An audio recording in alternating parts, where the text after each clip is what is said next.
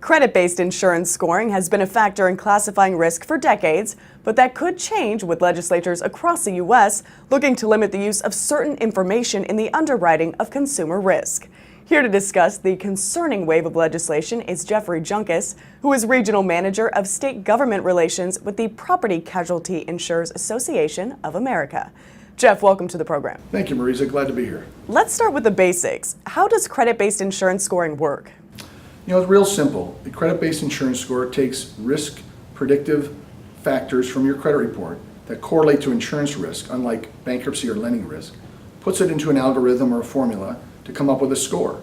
That credit-based insurance score then is one of many factors that is used by insurers to either rate or underwrite for insurance.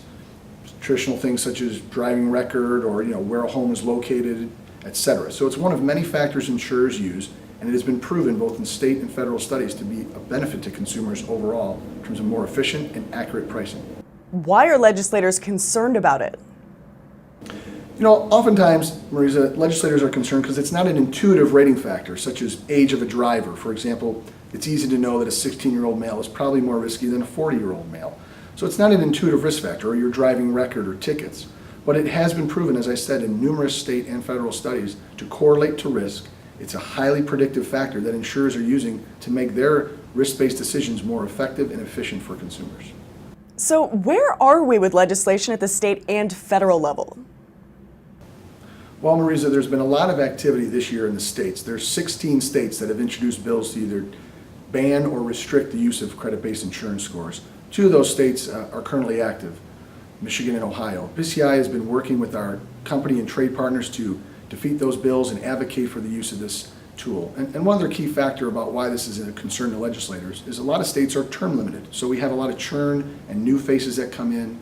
They don't have the institutional knowledge on these issues, or it's the first time they've been introduced to insurance-related matters such as credit-based insurance scoring. So PCI has done a real good job of educating and advocating on this issue with all the new legislators across the country. This is not the only legislation insurers are concerned about, is it? No, it's not, Marisa. You're correct. There's a number of underwriting attacks on insurers and risk-based pricing assaults, whether it be weather-related claims, use of telematics, geographic restrictions, even dubious legislation on wildfires in Colorado. Insurers are obviously looking at how to rate and price risk more accurately. Things like weather claims are very predictive of that.